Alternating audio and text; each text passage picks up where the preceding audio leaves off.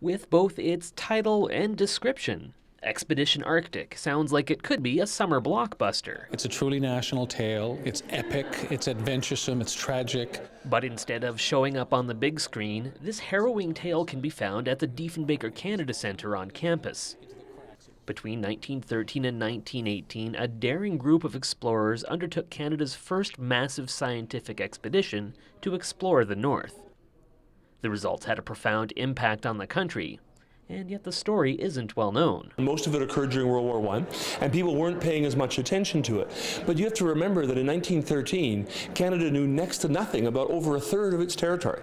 We had a rough sense there were some islands up north. We had the contours of the exterior of those islands somewhat defined. There were some places we hadn't even been to before. In addition to furthering geographic knowledge about the area, a great deal was learned about the plants and animals of the region.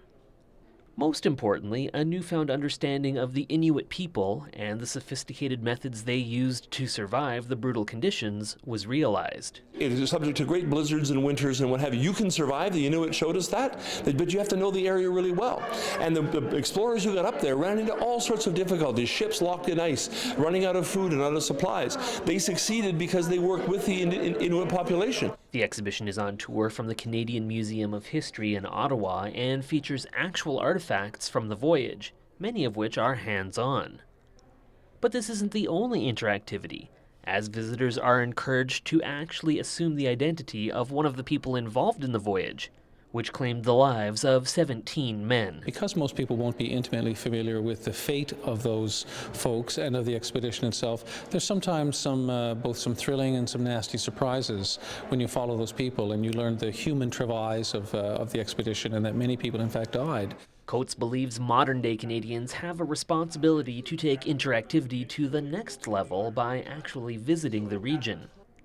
He says understanding and protecting the Arctic should become a fundamental part of what it means to be a Canadian. It means being responsible for the stewardship of this huge chunk of this planet and being responsible for the future of the Arctic. And you can't do that from an armchair. You have to do what the scientists did in 1913 to 1918. You have to get up there, encounter it. You will be changed forever. For Campus Life, I'm Simon Hyatt.